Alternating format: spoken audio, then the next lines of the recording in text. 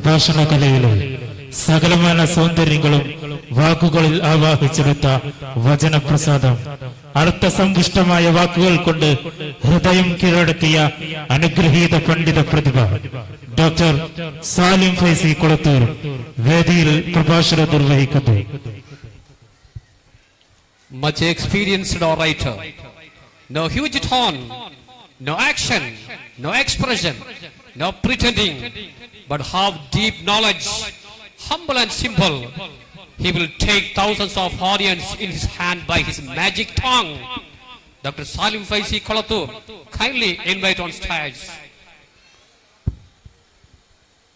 Bismillahir Rahmanir Rahim.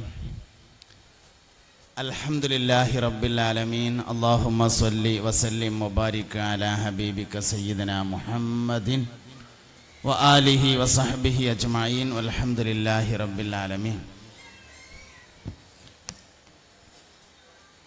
മുഅ്മിനീങ്ങളെ, മുഹമ്മദ് നബി സല്ലല്ലാഹു അലൈഹി വസല്ലമയുടെ പുണ്യമായ ശഫാഅത്ത് നൽകി അള്ളാഹു നമ്മളെല്ലാവരെയും അനുഗ്രഹിക്കട്ടെ.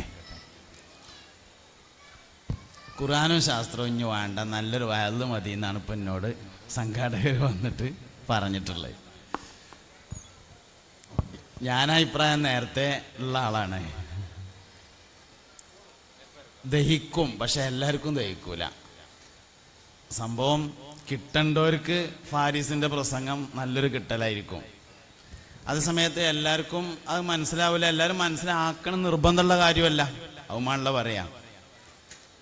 കുറച്ചാൾക്കാർ മനസ്സിലാക്കിയിരിക്കണം. എല്ലാവർക്കും ചോദ്യോത്തരങ്ങൾ അറിയണ്ടല്ലോ, കുറച്ചാൾക്കാർക്ക് അറിഞ്ഞിരിക്കണം. അപ്പോൾ പഠിക്കേണ്ട ഒരു വിഷയം തന്നെയാണ്. പക്ഷേ എല്ലാവരെക്കൊണ്ടും പഠിക്കാൻ കഴിയുന്നതല്ല, എല്ലാവരും അത് പഠിക്കൽ നിർബന്ധമുള്ള ഒരു കേസും അല്ല. ഫാരിസും എന്നോട് പറഞ്ഞിരുന്നു, ഈ സദസ്സിൽ നല്ലത് നമ്മളൊരു പാരൻറ്റിങ് പറയലായിരിക്കും. അത് സംഘാടകരോടും പറഞ്ഞതുകൊണ്ടാണ് അവിടുന്ന് അനൗൺസ് ചെയ്തപ്പോൾ പാരൻറ്റിങ് എന്ന് പറയാണ്ടായ കാരണം. അപ്പം ഞാൻ ഏതായാലും ഞാൻ പിന്മാറണം. ഞാൻ ഒക്കെ കൂടിയും കൂട്ടിക്കുഴച്ചിങ്ങാണ്ട് പറയാന്നുള്ളതാണ്. ഇനിയിപ്പോൾ ഖുർആൻ ശാസ്ത്രത്തിൽ നിന്ന് പിന്മാറും വേണ്ട, പുതിയൊരു വിഷയത്തിലേക്ക് പോകും വേണ്ട. എല്ലാം കൂടിയും കൂട്ടിക്കുഴച്ചിങ്ങാണ്ട് 1 മണിക്കൂർ പറയുമ്പോൾ 1.25 ആവും സമയം പറഞ്ഞു കഴിയുമ്പോഴേക്ക്. പിന്നെ ഇപ്പോൾ ഈ പറയപ്പെട്ടതുപോലെ കുറച്ച് കുട്ടികളുടെ കലാപരിപാടികളുണ്ട്, അത് നേരത്തെ നടത്തി തീരാൻ ബാക്കിയുള്ളതാണ്, അത് തീർക്കണം. ഇവിടെ ഇങ്ങനെ ഷീൽഡുകളൊക്കെ നിരത്തി വെച്ചിട്ടുള്ളത് കൊടുക്കാൻ വേണ്ടിയിട്ടാണ്, അത് കൊടുക്കണം. ഇങ്ങനെയുള്ള കുറേ പരിപാടികളൊക്കെ ഉണ്ട്. അതൊക്കെ നടത്തിയിട്ട് നമുക്ക് വളരെ ഭംഗിയായി പിരിയാം. കുറേയും കൂടിയും മനസ്സിലാക്കാൻ പറ്റുന്ന തരത്തിൽ ലളിതമായി പറയാൻ ഞാൻ ശ്രമിക്കാം. മുഹമ്മദ് നബി സല്ലല്ലാഹു അലൈഹി വസല്ലമ തങ്ങളുടെ ഏറ്റവും പ്രധാനപ്പെട്ട മുഅ്ജിസത്താണ് ഖുർആൻ. എല്ലാ അമ്പിയാക്കൾക്കും അല്ലാഹു തആല മുഅ്ജിസത്ത് നൽകിയിട്ടുണ്ട്. അത് നുബുവത്തിൻ്റെ തെളിവ് കൂടിയാണ്. ഒരാൾ നബിയാണ് എന്ന് വാദിച്ചാൽ, പറഞ്ഞാൽ അതിൻ്റെ തെളിവായിട്ടുള്ളതാണ് മുഅ്ജിസത്ത്. എല്ലാ കാലത്തെയും അമ്പിയാക്കൾക്ക് നൽകിയ മുഅ്ജിസത്ത് അക്കാലത്തെ ജനങ്ങളുടെ കഴിവിനെ മറികടക്കുന്ന മുഅ്ജിസത്താണ്. എല്ലാവർക്കും ഒരേ മാതിരിയല്ല. ഉദാഹരണം പറയാം, ദാവൂദ് നബി അലൈഹി ഇസ്ലാമിൻ്റെ കാലത്ത് ലോകത്തെ ഏറ്റവും കൂടുതലായി ഉണ്ടായിരുന്നത് പാട്ടാണ്. മിസ്മാറുകൾ എന്ന അറബിയിൽ പറയുന്ന വാദ്യോപകരണങ്ങൾ ഉണ്ടായി തീർന്നത് ദാവൂദ് നബി അലൈഹി ഇസ്ലാമിൻ്റെ കാലത്താണ്. ഓരോന്നിനും ഓരോ കാലഘട്ടം ഉണ്ടാവും. അതുകൊണ്ട് തന്നെ ദാവൂദ് നബി അലൈഹി ഇസ്ലാമിന് അള്ളാഹു നൽകിയ മുഅ്ജിസത്ത് ശബ്ദമായിരുന്നു, മനോഹരമായ ശബ്ദം. എത്ര മനോഹരം എന്ന് ചോദിച്ചു കഴിഞ്ഞാൽ, ദാവൂദ് നബി വേദപാരായണം ആരംഭിച്ചാൽ വെള്ളം ഒഴുകൂല, നിൽക്കും. മനുഷ്യനും ജീവനുള്ളതോടെ നിൽക്കട്ടെ, ഒഴുകിക്കൊണ്ടിരിക്കുന്ന വെള്ളം നിൽക്കും, പിന്നെ ഒഴുകൂല. പിന്നെ മൂപ്പര് നിർത്തിയിട്ടേ ബാക്കി ഒഴുകുള്ളൂ. ദാവൂദ് നബി അലൈഹി ഇസ്ലാമിന് ഇറക്കപ്പെട്ട വേദം പദ്യരൂപത്തിലുള്ളതാണ്. വേറെ ഒരു നബിക്കും പദ്യരൂപത്തിൽ കൊടുത്തിട്ടില്ല. ഖുർആൻ ഗദ്യ പദ്യ സമ്മിശ്രമാണ്, രണ്ടിനും പറ്റുന്നതാണ്. മൈക്കക്കാര് ശബ്ദം ഉണ്ടാക്കരുതേ, മൈക്കക്കാര് ശബ്ദം ഉണ്ടാക്കരുതേ.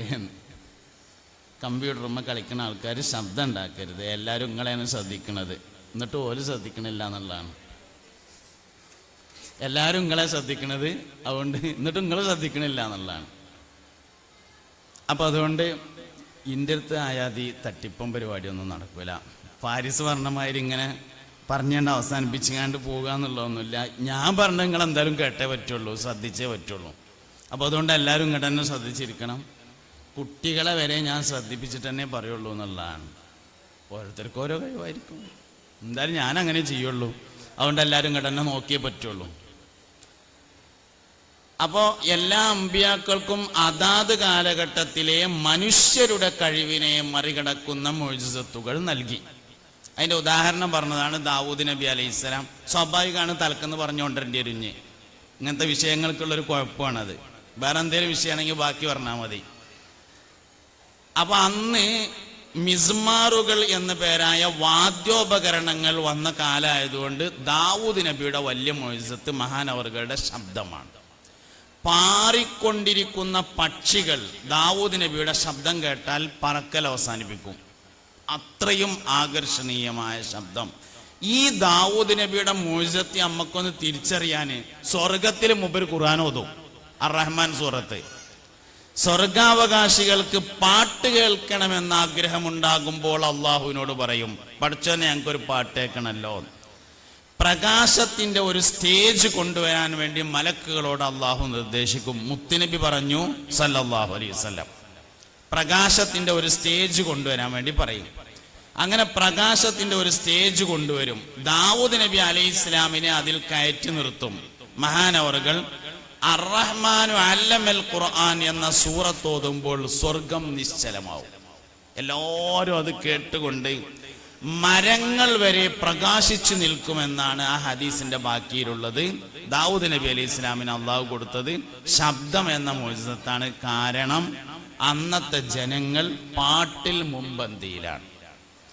ഈസാ നബി അലൈഹി ഇസ്ലാമിന്റെ കാലത്താണ് ലോകത്ത് ചികിത്സ പുരോഗമിച്ചത്.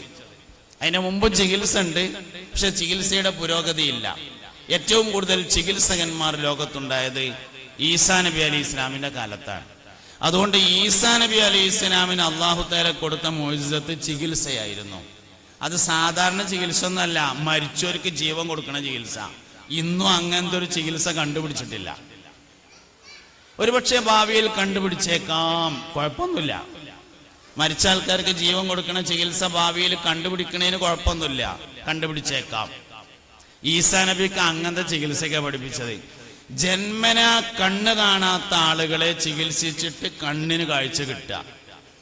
കുഷ്ഠം, വെള്ളപ്പാണ്ട് പോലത്തെ അക്കാലത്ത് മാറാവ്യാധികളാണ് എന്ന് വിചാരിച്ചിരുന്ന അസുഖങ്ങളെ ചികിത്സിച്ച് ഭേദമാക്കുക. ഇങ്ങനെയുള്ള മുഅ്ജിസത്തുകളാണ് ഈസാ നബി അലൈഹി ഇസ്ലാമിന് അല്ലാഹു തആല നൽകിയത്. മുഹമ്മദ് നബി സല്ലല്ലാഹു അലൈഹി വസല്ലമ തങ്ങൾക്ക് ധാരാളം മുഅ്ജിസത്ത് നൽകി. അതിൽ ഏറ്റവും പ്രധാനപ്പെട്ടത് ഖുർആനാണ്. മറ്റുള്ള മുഅ്ജിസത്തുകൾക്കും ഖുർആനിന് ഒരു പ്രത്യേകത ഉണ്ട്. മുഅ്ജിസത്ത് എന്ന് പറഞ്ഞാൽ ഖവാരിഖുൽ ആദാത്ത്, സാധാരണ ഒരു മനുഷ്യന് കഴിയാത്ത കാര്യം ചെയ്യലാണ്. എന്നാൽ നബി തങ്ങളുടെ എല്ലാ മുഅ്ജിസത്തും അന്നത്തെ കാലത്ത് സാധാരണ ഒരാൾക്ക് ചെയ്യാൻ കഴിയാത്തതാണ്. ഖുർആൻ ഒരു കാലത്തും ചെയ്യാൻ കഴിയാത്തതാണ്. നിങ്ങൾ ഞാനീ പറഞ്ഞത് മനസ്സിലാക്കണേ. ഇന്ന് 2024 മാർച്ച് മാസം 8-ാം തീയതിയാണ് അല്ലേ, 9-ാം തീയതിയാണ്. 2024 മാർച്ച് മാസം 9-ാം തീയതിയിലെ പ്രവാചകൻ മുഹമ്മദ് നബിയാണ് സല്ലല്ലാഹു അലൈഹി വസല്ലം. മറ്റുള്ള നബിമാർ പോലും മരിച്ചോടുകൂടെ കഴിഞ്ഞിട്ടുണ്ട്. 2024 മാർച്ച് മാസം 9-ാം തീയതിയാണ് ഇന്നത്തെ നബി മുഹമ്മദ് നബിയാണ്. അതുകൊണ്ട് മുഹമ്മദ് നബി സല്ലല്ലാഹു അലൈഹി വസല്ലമ തങ്ങളുടെ മുഅ്ജിസത്ത് ഇന്ന് വേണം. അതേതാണ്? ഖുർആനാണ്. അതേസമയത്ത് ചന്ദ്രൻ പിളർന്ന അത്ഭുത സംഭവം അന്ന് കഴിഞ്ഞിട്ടുണ്ട്. അത് വേണമെങ്കിൽ ഇനി ശാസ്ത്രീയമായ പഠനം നടത്തി വേറെ ആൾക്ക് ചെയ്യാൻ പറ്റും. അത് അന്നത്തെ സാധാരണ കഴിവിനെതിരായിരുന്നു. അതുപോലെ നബി സല്ലല്ലാഹു അലൈഹി വസല്ലമ തങ്ങൾ കയ്യിന്റെ വിരലിന്റെ ഇടയിൽ കൂടെ വെള്ളം കൊണ്ടുവന്നു. അന്ന് സാധാരണ ഒരു മനുഷ്യന് കഴിയാത്തതാണ്. ഇനി ഒരാൾക്ക് അത് പഠനം നടത്തി, ഗവേഷണം നടത്തി, കണ്ടുപിടിച്ച് കയ്യിന്റെ ഇടയിൽ കൂടെ വെള്ളം കൊണ്ടുവരൽ ഒരു പക്ഷേ നടക്കുന്നല്ല, നടന്നേക്കാം. പക്ഷെ നടക്കാത്തൊരു കാര്യമുണ്ട്, അതാണ് ഖുർആൻ.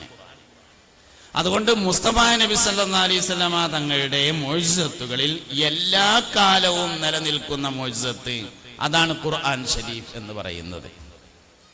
അതുകൊണ്ടാണ് ഖുർആനിക പഠനത്തിന്റെ പ്രസക്തി വളരെ കൂടുതലായി വരുന്നതും. ഖുർആനിൽ ശാസ്ത്രം ഉണ്ടോ എന്ന് ചോദിച്ചാൽ ഉണ്ട്. എന്നാൽ ഖുർആൻ ശാസ്ത്രഗ്രന്ഥാണോ എന്ന് ചോദിച്ചാൽ അല്ല.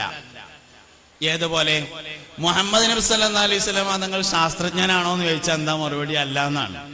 എന്നാ നബി തങ്ങൾക്ക് ശാസ്ത്രം അറിയില്ലേ എന്ന് ചോദിച്ചാൽ അതറിയും എന്നാണ് മറുപടി. ഇതിന് നല്ലൊരു നാട ഉദാഹരണം ഉണ്ട്. കല്യാണത്തിന് എല്ലാവർക്കും നല്ല നാരങ്ങ വെള്ളം കൊടുക്കാന്ന് കരുതിയിട്ട് കുറെ തോന ചെറുനാരങ്ങ വാങ്ങി. അങ്ങനെ അത് മുറിച്ച് പിഴിഞ്ഞ് എല്ലാവർക്കും നാരങ്ങ വെള്ളം കൊടുത്ത് നല്ല ചൂടുണ്ടായിരുന്നു. എല്ലാവരും പള്ളർച്ച് കുടിക്കുകയും ചെയ്തു. കല്യാണം കഴിഞ്ഞു നോക്കുമ്പോണ്ട് ഒരു മൂലക്ക കുറേ ചെറുനാരങ്ങന്റെ തോല്. അപ്പൊ ഒരു ബുദ്ധിയുള്ള ഒരു ചങ്ങായി എന്ത് തീരുമാനിച്ചു? ഈ തോല് വെറുതെ ആക്കണ്ട, അത് നല്ലോണം ഒന്ന് കഴുകിയിട്ട് വെള്ളത്തിലിട്ടൊന്ന് തിളപ്പിച്ചിങ്ങാണ്ട് നല്ലൊരു പാത്രത്തിലിട്ട് കുറച്ച് സുർക്കിയും നല്ല ചീനകൾക്ക് ഉപ്പൊക്കെ കൂടിയാണ്ട് ഇട്ടാലേ നല്ല അച്ചാറാക്കാം എന്ന് തീരുമാനിച്ചു. അങ്ങനെ ചെയ്തു. സൽക്കാരത്തിന് കൊടുക്കും ചെയ്തു. അത് അച്ചാറുണ്ടാക്കിയിട്ട് ഒരാൾ ചോദിച്ചു, ചെറുനാരങ്ങ എന്തിനുള്ളതെന്ന് ചോദിച്ചപ്പോൾ അവൻ പറഞ്ഞു, തോല അച്ചാറിടാനുള്ളതെന്ന് പറഞ്ഞാൽ എങ്ങനെ ഉണ്ടാവും? സാധനം അതിനുള്ളതല്ലോ. ഖുർആനിൽ ശാസ്ത്രം ഉണ്ടോന്ന് ചോദിച്ചാൽ ഉണ്ട്. പക്ഷെ തോല അച്ചാറിടുന്ന മാതിരത്തെ പരിപാടിയാണ്. സംഗതിയൊക്കെ ഉണ്ട്. എല്ലാ ചോദ്യത്തിനും ഉത്തരം അങ്ങനെ തന്നെ. ഖുർആനിൽ ഗണിതശാസ്ത്രം ഉണ്ടോന്ന് ചോദിച്ചാൽ എന്താ മറുപടി? സംഗതി ഉണ്ട്. തോല അച്ചാറിടലാണ്. ഖുർആൻ അതിനുള്ളതല്ല. ഖുർആനിൽ വൈദ്യശാസ്ത്രം ഉണ്ടോന്ന് ചോദിച്ചാൽ എന്താ മറുപടി? വൈദ്യശാസ്ത്രമൊക്കെ ഉണ്ട്. എന്നാൽ ഖുർആൻ ഒരു വൈദ്യശാസ്ത്ര ഗ്രന്ഥം അല്ല. ഇത് ഇതേപോലെ തന്നെയാണ് മുഹമ്മദ് നബി സല്ലല്ലാഹു അലൈഹി വസല്ലം. മുഹമ്മദ് നബി സല്ലല്ലാഹു അലൈഹി വസല്ലം ശാസ്ത്രജ്ഞനാണോ എന്ന് ചോദിച്ചാൽ അല്ല. എന്നാ ശാസ്ത്രം അറിയില്ലേ? അറിയും.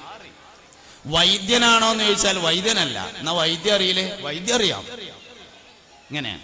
നബി സല്ലല്ലാഹു അലൈഹി വസല്ലം തങ്ങൾ മാത്തമാറ്റിക്സിൽ PhD എടുത്ത അധ്യാപകനാണോ എന്ന് ചോദിച്ചാൽ അല്ല.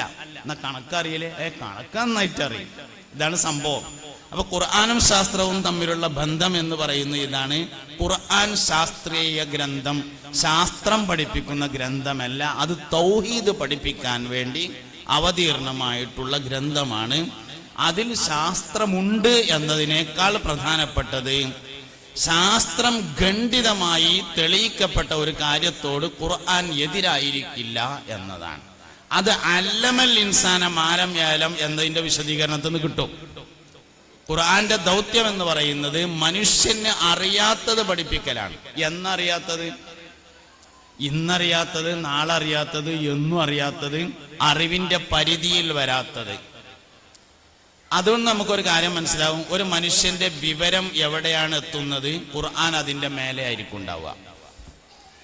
അതുകൊണ്ടാണ് എല്ലാ കാലത്തും ഖുർആൻ പഠിക്കേണ്ടി വരുന്നത്. ഇതിന്റെ കൂട്ടത്തിൽ ഞാനൊരു കാര്യം കൂടിയും പറയുന്നുണ്ട്. 5 സംരക്ഷണങ്ങളാണ് മക്കൾക്ക് നൽകേണ്ടത്. 5 സംരക്ഷണം. 1 ഈമാന്റെ സംരക്ഷണം, 2 ഇൽമിന്റെ സംരക്ഷണം, 3 ബുദ്ധിയുടെ സംരക്ഷണം, 4 അഭിമാനത്തിന്റെ സംരക്ഷണം, 5 സമ്പത്തിന്റെ സംരക്ഷണം. 5 സംരക്ഷണമാണ് മക്ക കൊടുക്കേണ്ടത്. 5ഉം വിശദീകരിക്കുന്നില്ല. ഇൽമിന്റെ സംരക്ഷണം എന്ന് പറഞ്ഞാൽ ഭൗതികമായ വളർച്ചക്കനുസരിച്ച് മതവിദ്യാഭ്യാസം ഉണ്ടായിരിക്കലാണ് ഇൽമിന്റെ സംരക്ഷണം. ഉദാഹരണം പറയാം.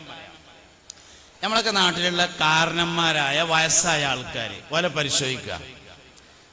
എനിക്ക് 1ാം ക്ലാസ് മാത്രം സ്കൂൾക്ക് പോയ ഒരാളറിയാം. 1ാം ക്ലാസ് മാത്രം സ്കൂൾക്ക് പോയിട്ടുള്ളൂ. അറിയാൻ കാരണം പാസ്പോർട്ട് ഉണ്ടാക്കാൻ വേണ്ടിയിട്ട് പിന്നെ സ്കൂളിൽ സർട്ടിഫിക്കറ്റിന് പോയതുകൊണ്ടാണ് അറിയണത്. പിന്നെ കുറച്ചുകൂടെയൊക്കെ നന്നായി പറഞ്ഞാൽ ആൺകുട്ടി മാഷ്ക്ക് ആളെ മനസ്സിലാവുകയും ചെയ്യും. എന്തായാലും 1ാം ക്ലാസ് സ്കൂളിൽ പോയിട്ടുള്ളൂ. അപ്പൊ മൂപ്പരോട് ചോദിച്ചു, പിന്നെ നിങ്ങളെ സർട്ടിഫിക്കറ്റ് ഇപ്പൊ ഹജ്ജിന് പോകാൻ വേണ്ടിയിട്ട് പാസ്പോർട്ട് ഉണ്ടാക്കാൻ സർട്ടിഫിക്കറ്റ് ഉണ്ട്, അതിനിപ്പോ എന്താ കാട്ടുക ചോദിച്ചു. അതിൽ പറഞ്ഞു, ആ പാലുണ്ട് നമ്മുടെ കുളത്തൂര് ഇങ്ങനെയാണ് പോണടുത്ത് പാടത്ത് 2 പാലുണ്ടല്ലോ, ആ പാലത്തുമുള്ള ഡേറ്റ് നോക്കിയാൽ കിട്ടും എന്ന് പറഞ്ഞു. അപ്പൊ എന്താ സംഭവം എന്ന് ചോദിച്ചു കഴിഞ്ഞാല് സ്കൂൾക്ക് പോണ സമയത്ത് പാലുണ്ടാക്കുന്നുണ്ട്. അപ്പൊ അന്നൊരു പ്രചാരം ഉണ്ടായിരുന്നു, പാലത്തിന് ഉറപ്പിട്ടാന് കുട്ടികളെ അറുത്തിട്ട് പാലത്തുമ്മ ചോര തേക്കുന്നു. അത് കേട്ടിട്ട് പിന്നെ സ്കൂൾക്ക് പോയില്ല. അതിന്റെ മുന്നേ 1 ദിവസം പോയി, 2ാമത്തെ ദിവസം പോകുമ്പോഴാണ് ഇത് കേട്ടത്. പിന്നെ സ്കൂൾക്ക് പോയിട്ടുമില്ല. എന്താണ് സംഗതി? സംഭവം ശരിയാണ്. പാലത്തുമത്തെ ഡേറ്റ് നോക്കി സ്കൂളിൽ ചെന്നിട്ട് പരിശോധിച്ചപ്പോൾ മൂപ്പര കൊല്ലം പഠിച്ചിട്ടുണ്ട്, സർട്ടിഫിക്കറ്റ് കിട്ടി, ഹജ്ജിന് പോയി വരും ചെയ്തു കേട്ടോ. അങ്ങനെ 1ാം ക്ലാസ് സ്കൂൾക്ക് പോയവരും 1ാം ക്ലാസ് മദ്രസ പോയവരുണ്ട്. 2ാം ക്ലാസ് സ്കൂള്, 2ാം ക്ലാസ് മദ്രസ, 3ാം ക്ലാസ് സ്കൂള്, 3ാം ക്ലാസ് മദ്രസ. പിന്നെന്താ അറിയാന്ന് ചോദിച്ചാൽ കന്നൂട്ടാൻ അറിയും, തെങ്ങുമ്മ കയറാൻ അറിയും, കവുങ്ങ് തിരക്കാൻ അറിയും, വെള്ളം തിരിക്കാൻ അറിയും.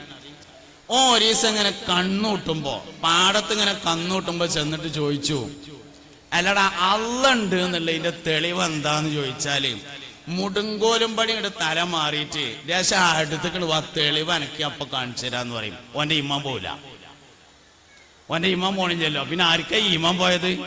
ഈമാൻ പോയത് വിവരമുള്ളവർക്കാണ്, വിവരമില്ലാത്തവർക്കല്ല. ലിബറലിസം, യുക്തിവാദം, നിരീശ്വരവാദം, സർവമത സത്യവാദം തുടങ്ങി എല്ലാ വാദങ്ങളും വിവരമുള്ളവർക്കുണ്ടായത്. എന്താ കാരണം? ഭൗതികമായ വളർച്ചക്കനുസരിച്ച് മതപരമായ വളർച്ച ഉണ്ടായില്ല. ഭൗതികം പഠിച്ചതിനനുസരിച്ച് ദീൻ പഠിച്ചില്ല എന്നുള്ളതാണ് പ്രശ്നം. ഒന്നും പഠിച്ചിട്ടില്ലെങ്കിൽ ഒരു കുഴപ്പം പറ്റൂല. ഒന്നും പഠിക്കണ്ട എന്നുള്ള അഭിപ്രായക്കാരനല്ല ഞാൻ, പഠിക്കണം എന്ന അഭിപ്രായക്കാരൻ തന്നെയാണ്. പഠിക്കുമ്പോ രണ്ടും പഠിക്കണം. സ്കൂൾ എത്ര പോയോ അത്ര മദ്രസയും പോകണം. ദൗർഭാഗ്യവശാല് 12 വയസ്സാവുമ്പോഴേക്ക് നമുക്ക് 2 സർട്ടിഫിക്കറ്റ് മദ്രസയിൽ നിന്ന് കിട്ടും. ഒന്ന് 5ാം ക്ലാസ് സർട്ടിഫിക്കറ്റും കിട്ടും, ഒന്ന് 7ത്തെ സർട്ടിഫിക്കറ്റും കിട്ടും. അതാണെങ്കിൽ റബിയുൽ അവ്വൽ 12-ന് ഉസ്താദുമാര് ഫ്രെയിം ചെയ്തിങ്ങാണ്ട് തരും. ഇനി കൊണ്ടുപോയിട്ടാണ് തൂക്കിയാൽ മതി, വേറെ ഒന്നും വേണ്ട. അതോടുകൂടെ പാസ്സായി എന്ന് വിചാരിച്ച് നമ്മൾ നിൽക്കുകയാണ്. കുഴപ്പമില്ല. ഒന്നും പഠിക്കാതെ വർഷാപ്പുകൾ പൊയ്ക്കുകയാണെങ്കിൽ ഈമാനൊരു കുഴപ്പം പറ്റൂല. പിന്നെ ഒന്നും പഠിക്കാതെ സൂപ്പർ മാർക്കറ്റിലാണ് പൊയ്ക്കുകയാണെങ്കിൽ ഒന്നും പറ്റൂല. ഒന്നും പഠിച്ചിട്ടില്ല, തെങ്ങ് കയറാനാണ് പൊയ്ക്കുകയാണെങ്കിൽ ഈമാനൊരു കുഴപ്പം പറ്റൂല. അതേ സമയത്ത് ഭൗതിക വിദ്യാഭ്യാസം ഉണ്ടായിട്ടുണ്ടെങ്കിൽ, അതിനനുസരിച്ച് മതവിദ്യാഭ്യാസം ഉണ്ടായെങ്കിൽ മാത്രമാണ് ഈമാൻ നിലനിൽക്കുക. അത് അല്ലമൽ ഇൻസാന മാലം യാലം എന്നതിന്റെ വിശദീകരണമാണ് ഞാൻ പറഞ്ഞത്, അല്ലാതെ ഇല്ലാത്തൊരു കാര്യം പറയല്ല. മനുഷ്യന്റെ വിവരങ്ങളുടെ പരിധിക്ക് മുകളിൽ ഖുർആൻ സംസാരിച്ചു കൊണ്ടേയിരിക്കും. വിവരം വളരുന്നതിനനുസരിച്ച് വിശദീകരണം വളരും. അങ്ങനെയാണ്. അതുകൊണ്ട് എല്ലാവരോടും ഒരേ മാതിരി അല്ലല്ലോ പറഞ്ഞത്. ഒരിക്കൽ മുസ്തഫ നബി സല്ലല്ലാഹു അലൈഹി വസല്ലം ഉമർ ഖത്താബ് റളിയല്ലാഹു അൻഹുവിനോട് പറഞ്ഞു, ഉമറേ, മൻ ഖാല ലാ ഇലാഹ ഇല്ലല്ലാഹ് ദഖലൽ ജന്ന. ഒരാൾ ലാ ഇലാഹ ഇല്ലല്ലാഹ് എന്ന് പറഞ്ഞാൽ അവൻ സ്വർഗ്ഗത്തിൽ കടന്നു എന്ന് ഉറപ്പാണ്. പറഞ്ഞപ്പോ ഉമർ റളിയല്ലാഹു അൻഹു ചോദിച്ചു, ഞാൻ ഇതെന്നാ എല്ലാവരോടും പറയട്ടെ എന്ന് ചോദിച്ചു. അല്ല, എല്ലാവരോടും പറയാനുള്ള വർത്താനല്ല ഉമറേ, ഇത് എന്നോടുള്ള വർത്താനാണ് എന്നാണ് അതിന്റെ മറുപടി. എന്താ വെച്ചാൽ എല്ലാവരോടും എല്ലാ വർത്താനവും അല്ല, എല്ലാവർക്കും എല്ലാ കാര്യങ്ങളും അല്ല മനസ്സിലാവുന്നത്. അതുകൊണ്ട് ഇന്ന് ഭൗതിക വിദ്യാഭ്യാസം വളർന്നുകൊണ്ടിരിക്കുന്നതിനാൽ നിർബന്ധമാണ് അതിനനുസരിച്ച് മതവിദ്യാഭ്യാസം വളർന്നുകൊണ്ടിരിക്കണം. പഴയ കാലവും പുതിയ കാലവും തമ്മിലൊരു വ്യത്യാസമുണ്ട്. പഴയ കാലത്ത് എന്റെ ഉസ്താദ് എന്ന് പറയുന്ന ഒരു കാഴ്ചപ്പാടുണ്ടായിരുന്നു ആൾക്കാർക്ക്. ഇന്നതില്ല. ഉസ്താദന്മാരൊക്കെ കുറെ ഉണ്ടെങ്കിലും എന്റെ ഉസ്താദ് ആരാന്ന് ചോദിച്ചാല് അങ്ങനെ ഒരാളില്ല എന്നാണ് മറുപടി. അല്ല, എന്നെ 1ാം ക്ലാസ് പഠിപ്പിച്ച ആള് എന്ന് ചോദിച്ചാൽ അതൊരു കണ്ണടച്ച ആളായിരുന്നു പറയും. അല്ല, എന്നെ 2 പഠിപ്പിച്ച ആളോ അത് ആ പാലത്തിന്റെ അപ്പുറത്ത് വന്നിരുന്ന ആളായിരുന്നു പറയും. പാലത്തിന്റെ അപ്പുറത്ത് വല്ല തവള എന്തേലും കൈക്കാരം ഓർമ്മയില്ല. ആ സമയത്ത് പഴയ ആൾക്കാരോട് ചോദിച്ചാൽ എന്റെ ഉസ്താദ് ആരാന്ന് ചോദിച്ചാൽ ഇന്ന ആളാന്ന് പറയും. അപ്പൊ ഞങ്ങളുടെ നാട്ടിൽ പഴയ കാലത്ത് ഉണ്ടായിരുന്ന ഒരാളാണ് കുന്നത്തള്ളിയിലെ മയമ്പൊലിയിൽ പറഞ്ഞ ആള്. മഖ്ദൂം കുടുംബത്തിൽപ്പെട്ട ആളാണ്. ഞാൻ കണ്ടിട്ടില്ല. കൊളത്തൂർ വലിയ ജുമാഅത്ത് പള്ളിയിലേക്ക് പ്രവേശിക്കുമ്പോൾ ഇടത്ത് സൈഡിലാണ് മഹാനവറുകളുടെ ഖബർ ഞാൻ കണ്ടിട്ടുണ്ട്, ആളെ കണ്ടിട്ടില്ല. പഴയ കാലത്തെ ആൾക്കാരോട് എന്തെങ്കിലുമൊക്കെ ഒരു വിഷയം ഉണ്ടായി, വാക്കേറ്റുണ്ടായി, തർക്കമുണ്ടായി, അധികം ഉണ്ടാകുക മയ്യത്ത് കുളിപ്പിനോടത്തും കഫൻ ചെയ്യുന്നിടത്താണ്. തർക്കമുണ്ടായാലും ഓല് പറയും, കുന്നത്തള്ളിയിലെ മയമ്പൊലിയിൽ എൻ്റെ ഉസ്താദ് ഇങ്ങനെ പറഞ്ഞു എന്നാണ് പറഞ്ഞാൽ പിന്നെ അതിൻ്റെ മേലക്ക് ഒന്നും പറഞ്ഞിട്ടാണ് കാര്യമില്ല. പഴമക്കാർക്ക് എൻ്റെ ഉസ്താദ് എന്ന് പറഞ്ഞൊരു കാഴ്ചപ്പാടുണ്ടായിരുന്നു. പുതിയ ആൾക്കാർക്ക് അതില്ല. ഏത് കന്നൂട്ടുകാരനാണെങ്കിലും ഫത്വൽ മൊയ്ൻ ഒരു 4 പേജും റിയാദുസ്സാലിഹീൻ ഒരു 8 ബാബു ഓതാത്ത ആൾക്കാരും പഴയ കാലത്തുണ്ടായിരുന്നില്ല. ഇന്ന് സിലബസ് കുറെ ഉണ്ട്, ബോധം വളരെ കുറവാണ്. എൻ്റെ ഉസ്താദ് എന്ന കാഴ്ചപ്പാട് വളരെ കുറഞ്ഞു വരുന്നുണ്ട്.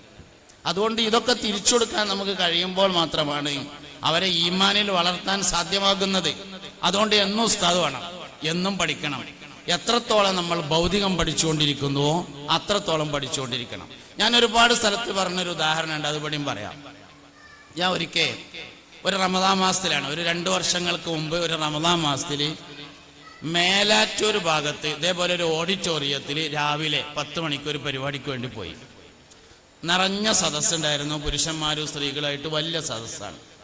ക്ലാസ്സൊക്കെ കഴിഞ്ഞതിന് ശേഷം സ്റ്റേജിൽ അങ്ങനെ ഇരിക്കുമ്പോൾ അവിടുത്തെ ഏറ്റവും പ്രസിദ്ധനായ ഒരു ഡോക്ടർ എൻ്റെ അടുക്കൽ വന്നിട്ട് ഒരു ചോദ്യം ചോദിച്ചു. ഉസ്താദേ, ഈ കൊറോണ ആയതിനു ശേഷം എല്ലാവരും കാര്യമായിട്ട് തിന്നുന്ന ഒരു സാധനം കരിഞ്ജീരകമാണ്.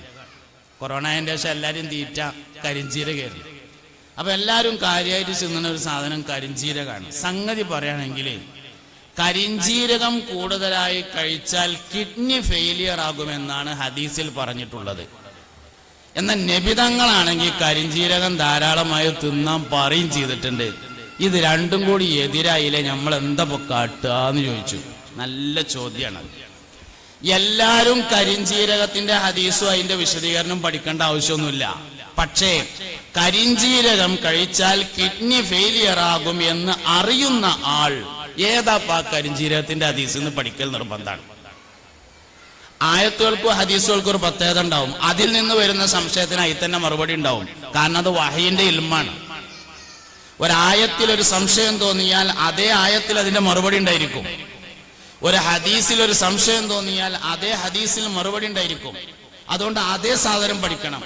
ഏതിലാ സംശയം ഉള്ളയിച്ചാൽ അതേ സാധനം. ഏതാ ഹദീസ്? ഞാൻ പറഞ്ഞു ആ ഹദീസ് ഇതാണ്. ഹബ്ബത്തു സൗദാഇ ശിഫാഉൻ മിൻ കുല്ലി ദാഇൻ ഇല്ല സാം എന്നാണ് ഹദീസ്. ഹബ്ബത്തു സൗദാഇ കരിഞ്ജീരകം ശിഫാഉൻ ശമനമാണ്, മിൻ കുല്ലി ദാഇൻ എല്ലാ രോഗത്തെ തൊട്ടും, ഇല്ല സാം മരണമല്ലാത്ത എല്ലാ രോഗത്തിനും കരിഞ്ജീരകം ശമനമാണ് എന്നാണ് ഹദീസിലുള്ളത്. എന്താ മറുപടി? ഈ ഹദീസിൽ തിന്നാൻ പറഞ്ഞിട്ടില്ല എന്നുള്ളതാണ് മറുപടി. ഉംറക്ക് പോയ ആൾക്കാർക്ക്, വിസിറ്റ് വിസക്ക് പോയ ആൾക്കാർക്ക് തിന്നണ വാക്കറിയും. അറബിയിൽ തിന്നാൻ എന്താ പറയാ? അല്ലെങ്കിൽ ഹോട്ടലിൽ കയറിയ ഭക്ഷണം കിട്ടൂലല്ലോ. ആ വാക്ക് ഇതിൽ കാണാൻ കഴിയൂല. ഹബ്ബത്തു സൗദാഇ കരിഞ്ജീരകം, ശിഫാഉൻ മരുന്നാണ്, മിൻ കുല്ലി ദാഇൻ എല്ലാ രോഗത്തെ തൊട്ടും. മരുന്ന് എന്ന് പറഞ്ഞാൽ തിന്നലാന്ന് എങ്ങനെയാ മനസ്സിലായത്? കൊളത്തൂർ ഭാഗത്തൊന്നും ഓൽമെന്റ് തിന്നലില്ല, തൈലം കുടിച്ചലുമില്ല. മരുന്നാന്ന് പറഞ്ഞാൽ തിന്നാന്ന് മനസ്സിലാവില്ല. പക്ഷെ ആർക്കേ മനസ്സിലാവുള്ളൂ? കരിഞ്ജീരകം ധാരാളമായി കഴിച്ചാൽ കിഡ്നി ഫെയിലിയർ ആകുമെന്ന വിവരമുള്ളവനെ ഈ ഹദീസ് പഠിക്കേണ്ടതുള്ളൂ. ഇതെന്തിനാ പറഞ്ഞാൽ കരിഞ്ജീരകത്തിന്റെ ചികിത്സകളെ പഠിപ്പിക്കാൻ വേണ്ടി പറഞ്ഞതല്ല. പിന്നെന്താ? മനുഷ്യന്റെ ഭൗതികമായ വിജ്ഞാനം കൂടി വരുന്നതിനനുസരിച്ച് ആത്മീയമായ വിജ്ഞാനം വളർന്നിട്ടില്ലെങ്കിൽ സംശയം ബാക്കിയാവും. നിരീശ്വരവാദിയാകും, യുക്തിവാദിയാകും, ലിബറലിസ്റ്റ് ആകും. വിവരമില്ലാത്തവരല്ല ആവുന്നത്, വിവരമുള്ളവരാണ്. എന്താ കാരണം? ദീനിയായ പഠനം അവസാനിപ്പിച്ചതാ കാരണം. വേറൊരു കാരണമില്ല. ഇസ്ലാം പഠിക്കൽ അവസാനിച്ചു. 2 സർട്ടിഫിക്കറ്റ് കിട്ടി. 5ലെ സർട്ടിഫിക്കറ്റും 7ലെ സർട്ടിഫിക്കറ്റും. 2 സർട്ടിഫിക്കറ്റിന് ഉഷാറാന്ന് വിചാരിച്ചാണ് നമ്മൾ ഇരുന്നതാണ്. കുഴപ്പമില്ല, എല്ലാ പഠനം അവിടെ അവസാനിച്ചിരുന്നെങ്കിൽ. പക്ഷെ എല്ലാ പഠനം അവസാനിക്കുന്നില്ല. അതുകൊണ്ട് ഭൗതിക പഠനം എത്ര മുകളിലേക്ക് പോകുന്നുവോ അത്ര നമ്മൾ ദീനി വിദ്യാഭ്യാസം, ആത്മീയ വിദ്യാഭ്യാസം കൊണ്ടുവരണം. പഴയകാലത്ത് നമ്മളൊക്കെ നാട്ടിൽ 3 വരെയുള്ള മദ്രസ ഉള്ളൂ, അന്നത് മതി. പിന്നെ 5 വരെയുള്ള മദ്രസ ഉണ്ടായി, അത് മതി. പിന്നെ 7 വരെയുള്ള മദ്രസ ഉണ്ടാക്കി, അന്നത് വേണം. പിന്നെ 10 വരെയുള്ള മദ്രസ ഉണ്ടാക്കി, അന്നത് വേണം. ഇപ്പൊ 12 വരെയുള്ള മദ്രസ ഉണ്ടാക്കിയിട്ടുണ്ട്. കുട്ടികളെ പറഞ്ഞേക്കാൻ തന്നെയാണ്. ഭൗതികമായ സമന്വയ വിദ്യാഭ്യാസ സ്ഥാപനങ്ങൾ വന്നു, വലിയൊരു ആശ്വാസം. സ്കൂളും മദ്രസയും ഒരുമിച്ച് കൊടുക്കുന്ന സ്ഥാപനങ്ങൾ വന്നു, വലിയ ആശ്വാസം. 2 ഒരുമിച്ച് കിട്ടും. കാരണം എന്താ വെച്ചാൽ ഭൗതികമായ വളർച്ചക്കനുസരിച്ച് ആത്മീയമായ മതപരമായ വിദ്യാഭ്യാസം വളർന്നുകൊണ്ടേയിരിക്കണം. ഇല്ലെങ്കിൽ സംശയങ്ങൾ ബാക്കിയായിരിക്കും. ഇനി പുതിയ കാലഘട്ടം എന്ന് പറഞ്ഞാൽ സംശയങ്ങളുടെ കാലഘട്ടമാണ്, വന്നുകൊണ്ടേയിരിക്കും. ചോദിക്കാൻ പാടില്ല എന്നൊന്നും പറഞ്ഞിട്ട് കാര്യം ഉണ്ടാവില്ല. കൃത്യമായ മറുപടിയാണ് പറയേണ്ടി വരും. എന്തെങ്കിലും ഒരു ചോദ്യം ചോദിക്കുമ്പോൾ അങ്ങനെയൊന്നും ചോദിക്കാൻ പാടില്ല എന്ന് അത് മുമ്പ് വെച്ചിരുന്നു, ഇനി അങ്ങനെ പറഞ്ഞിട്ട് കാര്യമില്ല. എന്താണ് ചോദ്യം, എന്താണ് ആ വിഷയം, എന്താണ് അതിന്റെ മറുപടി, എന്താണ് എതിർവാദം, എന്താണ് എതിർവാദങ്ങൾക്കുള്ള മറുപടി. ചോദിക്കാൻ പാടില്ലെങ്കിൽ എന്തുകൊണ്ട് ചോദിക്കാൻ പാടില്ല എന്ന് കൂടി പറയേണ്ടി വരും. അങ്ങനെയാണ്.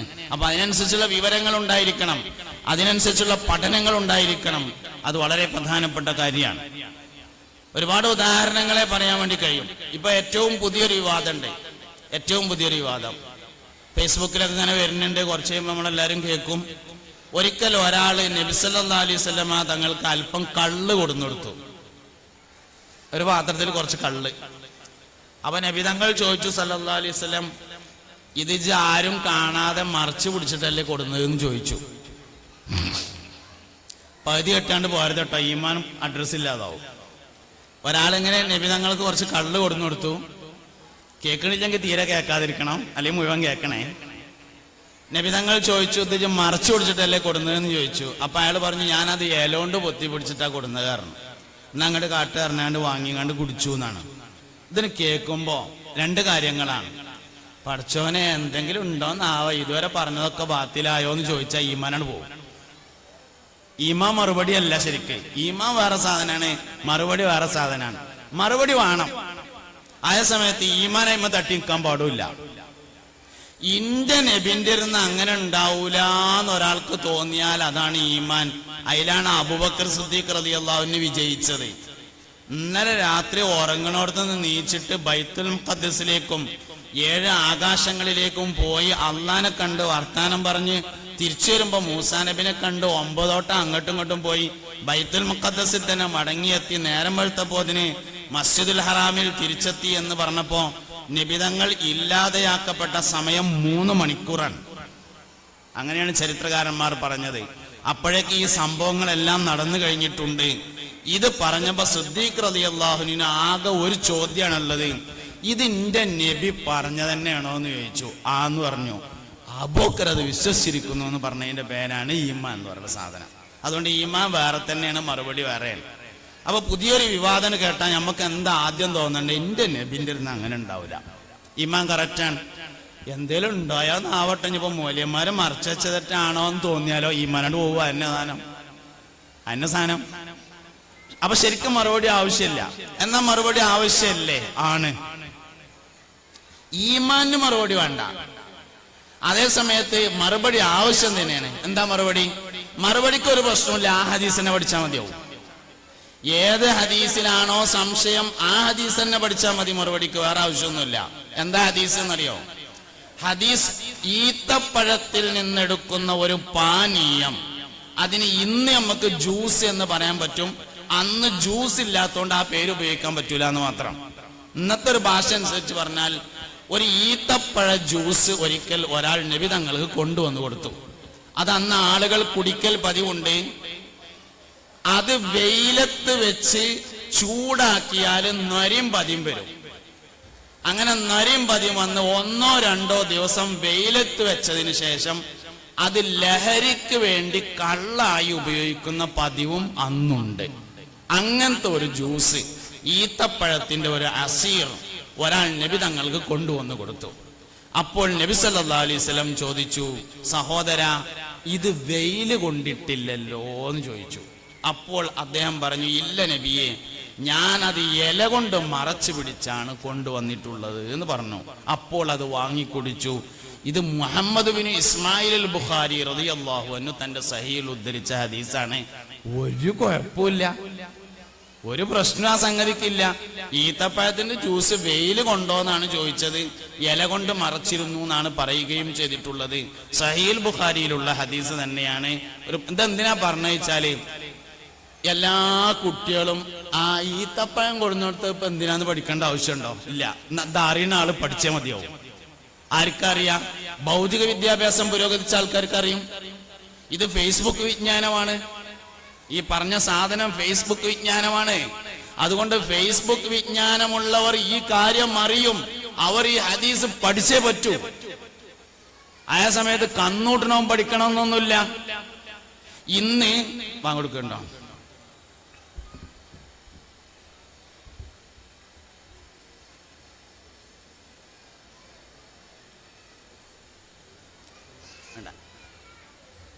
ബാങ്ക് കേൾക്കാത്തത് കൊണ്ടും ഞാൻ പ്രസംഗം നിർത്തിയാൽ നിങ്ങൾ എല്ലാവരും കൂടിയും സംസാരിക്കാൻ സാധ്യതയുള്ളത് കൊണ്ടും ഞാൻ എൻ്റെ പ്രസംഗം തുടരുകയാണ്. അക്ഷരങ്ങൾ തെളിഞ്ഞു കേൾക്കുന്നില്ലെങ്കിൽ സംസാരം നിർത്തേണ്ടതില്ല എന്നാണ് ഞാൻ ഇപ്പോൾ നിർത്തിയുണ്ടാകുക. നിങ്ങൾ എല്ലാവരും കൂടിയാണ് വർത്താനം പറയാന്നുള്ളതാണ്. അപ്പൊ എല്ലാവരും കൂടി വർത്താനം ഒഴിവാക്കിയിട്ട് ഒരാളെ വർത്താനാക്കലാണല്ലോ നല്ലത്. അതുകൊണ്ട് നല്ല കേൾക്കുകയാണെങ്കിൽ അപ്പം ഞാൻ നിർത്തിക്കൊണ്ട്, പിന്നെ കേട്ടാലേ നിർത്തണ്ടുള്ളൂ, വേറൊരാൾ പറഞ്ഞതിൻ്റെ പേരിൽ നിർത്തണ്ടൊന്നും ഇല്ലേനും. അപ്പോൾ അതുകൊണ്ട് കേൾക്കണില്ലല്ലോ. അപ്പോൾ അതുകൊണ്ട് എല്ലാവരും പ്രസംഗം ശ്രദ്ധിക്കുക.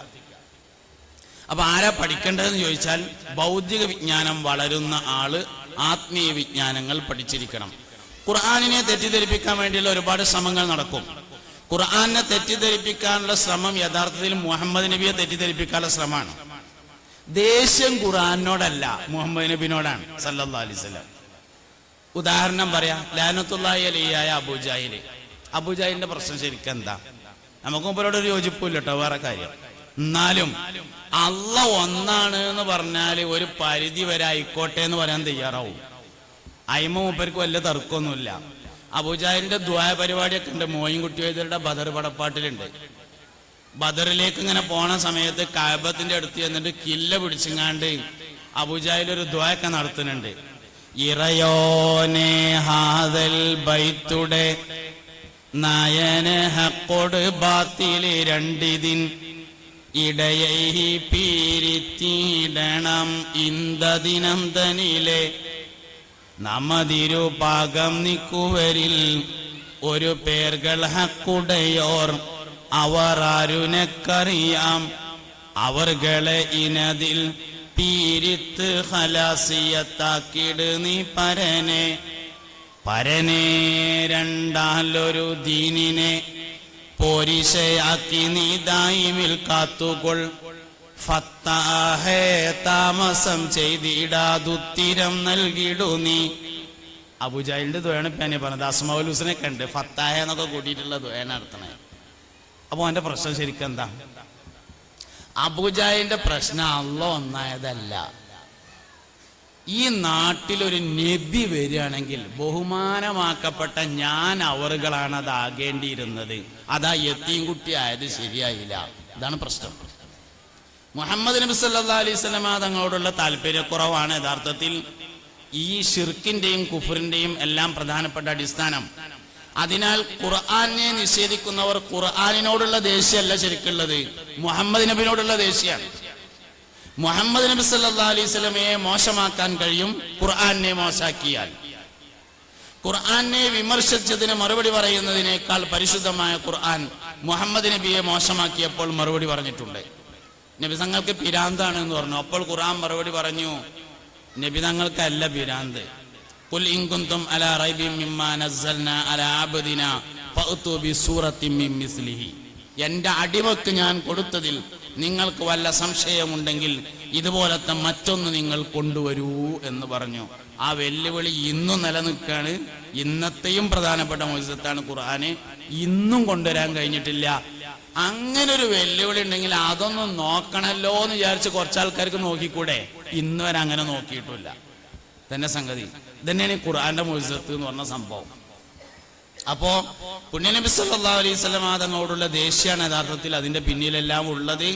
അതുകൊണ്ട് ഈ സത്യത്തെ പുതിയ തലമുറക്ക് മനസ്സിലാക്കി കൊടുക്കാൻ നമുക്ക് കഴിയണം. ഇവിടെയാണ് മതവിദ്യാഭ്യാസവും ഭൗതിക വിദ്യാഭ്യാസവും ഒരുമിച്ച് കൊണ്ടുപോകേണ്ടതിന്റെ പ്രസക്തി ഉള്ളത്. അപ്പോ 5 സംരക്ഷണങ്ങൾ മക്കൾക്ക് നൽകണം. അതിലൊന്ന് ഈമാന്റെ സംരക്ഷണമാണ്. അത് ഞാൻ വിശദീകരിക്കുന്നില്ല. എന്നാലൊരു വാക്ക് പറയാം. ഈമാൻ സംരക്ഷിക്കപ്പെടണമെങ്കിൽ ഈമാന്റെ അടിസ്ഥാനം തിരിച്ചറിയണം. ഈമാനൊരു അസ്ലുണ്ട്. ആ അസ്ല് മനസ്സിലാക്കിയാലാണ് ഈമാൻ സംരക്ഷിക്കാൻ പറ്റുക. വിശ്വാസപരമായ കാര്യങ്ങളുടെയൊക്കെ അടിസ്ഥാനം റിസാലത്തിലെ വിശ്വാസമാണ്. മുഹമ്മദ് നബി സല്ലല്ലാഹു അലൈഹി വസല്ലം അള്ളാഹുവിന്റെ റസൂലാണ് എന്നതിലെ വിശ്വാസമാണ് എല്ലാ വിശ്വാസങ്ങളുടെയും അടിസ്ഥാനം.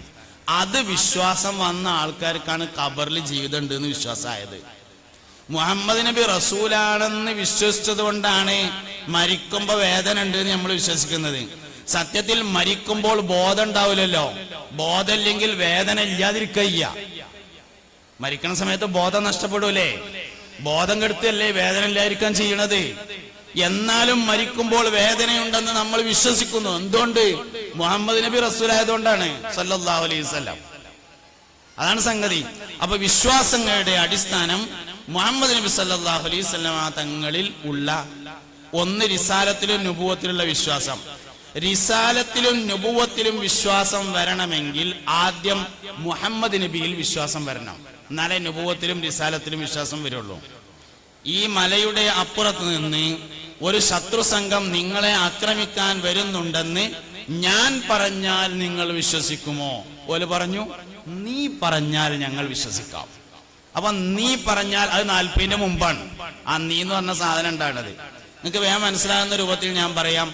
5 വർഷം കഴിഞ്ഞിട്ട് പഞ്ചായത്ത് ഇലക്ഷനിൽ മത്സരിക്കാൻ വേണ്ടി ഈ 5 കൊല്ലം നുണ അറിയാതിരിക്കാൻ പറ്റും? എല്ലാരെയും കാണുമ്പോ ചിരിച്ച് നല്ല വർത്താനൊക്കെ പറഞ്ഞ് എല്ലാവർക്കും ചായയൊക്കെ വാങ്ങിക്കൊടുത്ത് അങ്ങനെ പറ്റും.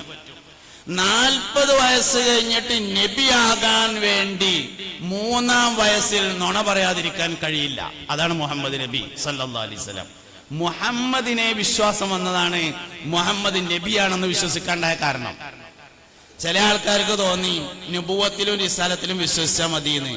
ആ വിശ്വാസം വരൂല മുഹമ്മദിൽ വിശ്വാസം വരാതെ. മുഹമ്മദ് 40 മുന്നേണ്, നബി 40 വയസ്സിന്റെ ശേഷാണ്, റസൂലും 40 വയസ്സിന്റെ ശേഷാണ്. നുബുവത്തും റിസാലത്തും വിശ്വാസം വരണമെങ്കിൽ 40 മുമ്പുള്ള മുഹമ്മദിനെ വിശ്വാസം വരണം സല്ലല്ലാഹു അലൈഹി വസല്ലം. അതുകൊണ്ട് പഠനം അങ്ങനെ ബാക്കിലേക്ക് പോയിക്കൊണ്ടിരിക്കണം. അപ്പൊ ഈമാൻ സംരക്ഷിക്കുക എന്ന് പറഞ്ഞാൽ മുഹമ്മദ് നബിനോട് എത്ര താല്പര്യമുണ്ട് അതാണ് ഈമാൻ. മുഹമ്മദ് നബിനോട് എത്ര താല്പര്യക്കുറവുണ്ട് അതാണ് ഈമാനിലായി. രണ്ടാമത്തേതാണ് ഞാൻ പറഞ്ഞത് വിജ്ഞാനത്തിന്റെ സംരക്ഷണം. മൂന്നാമത്തേത് അഭിമാനത്തിന്റെ സംരക്ഷണം. മക്കളെ പഠിപ്പിക്കണം. മനുഷ്യന്റെ അഭിമാനത്തിന് വലിയ വില ഉണ്ട്. സ്വന്തം അഭിമാനത്തിനും വില ഉണ്ട്, ബാക്കിയുള്ളവരുടെ അഭിമാനത്തിനും വില ഉണ്ട്. അതുകൊണ്ട് വിശദീകരിക്കുന്നില്ല, അഭിമാനത്തെ പഠിപ്പിക്കണം. നാലാമത്തെ കാര്യം ബുദ്ധിയുടെ സംരക്ഷണം പഠിപ്പിക്കണം. ബുദ്ധി സംരക്ഷിക്കാൻ ഒരുപാട് കാര്യങ്ങൾ ആവശ്യമാണ്. എല്ലാവർക്കും ഒന്നും ബുദ്ധി സംരക്ഷിക്കപ്പെടില്ല. അതുകൊണ്ട് ബുദ്ധി ഏറ്റവും പ്രധാനമായി ബുദ്ധിയെ തകർക്കുന്നത് മദ്യത്തിന്റെയും മയക്കുമരുന്നിന്റെയും ഉപയോഗമാണ്. ഇല്ലാതെയാക്കാൻ നമുക്ക് കഴിയണം. വളരെ പ്രധാനപ്പെട്ടതും അവസാനത്തേതും അഭിമാനത്തിന്റെ സംരക്ഷണം കഴിഞ്ഞാൽ ബുദ്ധിയുടെ സംരക്ഷണം. അപ്പൊ 1 ഈമാന്റെ സംരക്ഷണം, 2 വിജ്ഞാനത്തിന്റെ സംരക്ഷണം, 3 അഭിമാനത്തിന്റെ സംരക്ഷണം, 4 ബുദ്ധിയുടെ സംരക്ഷണം, 5 സമ്പത്തിന്റെ സംരക്ഷണം.